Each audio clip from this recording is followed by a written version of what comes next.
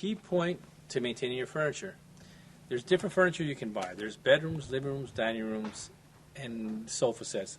As we see here, we have a sofa set. The maintaining of the furniture on the sofa set it can be done very easily. Once every month, go ahead and just vacuum your sofas, clean them, take care of them.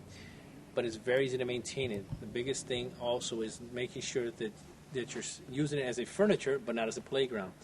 The reason I say that is because we have kids. We have kids and adults that sometimes go and jump on couches, and the kids that jump around on couches. Well, you won't maintain your furniture for very long doing that. The reason why is that you'll end up breaking the couch. The couch won't be warranted because of the playing around, and then you have to buy another couch. But maintain your furniture is very easy compared to your bedrooms, your living rooms, your dining rooms. Take care of it, sweep it, clean it. Use the right products that they have in the stores. They have different products in the stores that you can buy for it. And that's very simple to maintain your furniture.